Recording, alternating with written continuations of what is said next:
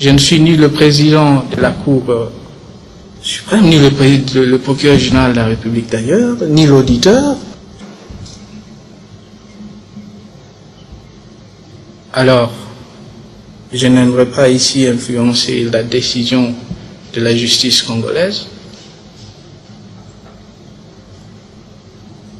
Et puis, qui a tiré ou qui a commencé? Joseph Kabila est mal à l'aise. Écoutez. Il sait probablement que les complices et les organisateurs de l'assassinat courent toujours.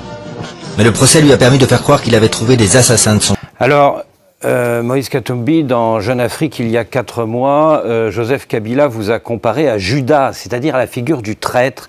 Il a même ajouté que vous devriez en assumer les conséquences. C'est menaçant. Or, Joseph Kabila compte encore beaucoup de fidèles dans l'appareil d'État. Est-ce que vous ne craignez pas un mauvais coup à votre retour? Ce n'est pas surtout à Joseph Kabila de me traiter de Judas. Je crois qu'il doit lire la Bible. Aujourd'hui, M. Kabila, il doit faire son examen de conscience. Il est resté au pouvoir de 2016 en 2018. Il a trahi la constitution congolaise. Il a trahi le peuple congolais. Il a tué à l'est du Congo, à Beni et dans le Kasaï, l'insécurité qui règne aujourd'hui. Moi, je ne voulais pas rester avec l'incarnation du mal. C'est pourquoi j'ai quitté Kabila. Si lui peut se comparer au Christ, je demande à la population congolaise de nous juger. Pour moi, les Judas, c'est Kabila. Mais vous avez des garanties pour votre sécurité à partir du 20 mai? La sécurité, d'abord, c'est la population congolaise. J'ai rentré... Si on n'a pas si na biloko nyonso bazo luba awa. Et ndako abotama eza tilelo na kashobwe et mama ya Moïse Bakunda ye ayebali azambien ala bandeko na ye biloko tout. Mais amalgame ezo mama ya Moïse Zambien. Why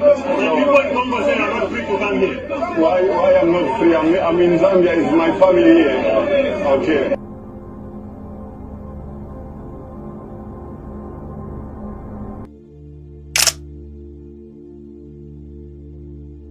Et maman ya Moïse Bakunda. Moi, je me pose la question. Qu'on puisse me dire, le président Kabila, quand il est venu de la Tanzanie, il avait un passeport zaïrois à l'époque. Qu'on me montre ce passeport-là. Sa famille aussi. Mais on l'a vu dans Bloomberg il n'y a pas longtemps. Bloomberg. Je voudrais d'abord remercier mes collègues, une fois n'est pas coutume, pour leur pertinence sur l'analyse du Congo et plus particulièrement M. Pitela. C'est un pays que j'aime beaucoup. J'ai moi-même été auprès du vice-président dans la période de transition, Zaidi Ngoma, et j'ai suivi cette transition en étant un des acteurs. La difficulté du Congo RDC, c'est sa richesse. Puis-je rappeler que Laurent Désiré Kabila on est allé le chercher parce que l'Ouganda et le Rwanda avaient décidé, sur ordre d'une puissance extérieure, je peux donner des précisions, d'envahir le pays. Puis-je rappeler que pendant que Laurent Désiré Kabila envahissait le pays, un certain nombre de sociétés signaient des contrats. C'était des sociétés américaines.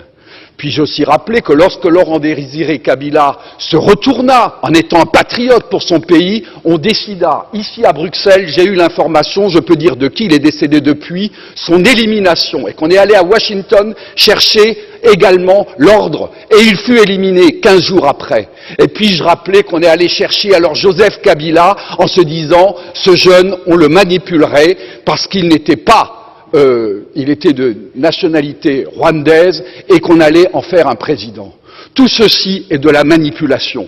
Ce qu'il faut pour la République démocratique du Congo, c'est une souveraineté retrouvée, une armée qui se batte effectivement, une MONUSCO qui est au service de la paix et qu'on arrête les prédateurs qui sont liés au crime organisé et avec des États hypocrites liés à des multinationales. Je vous remercie.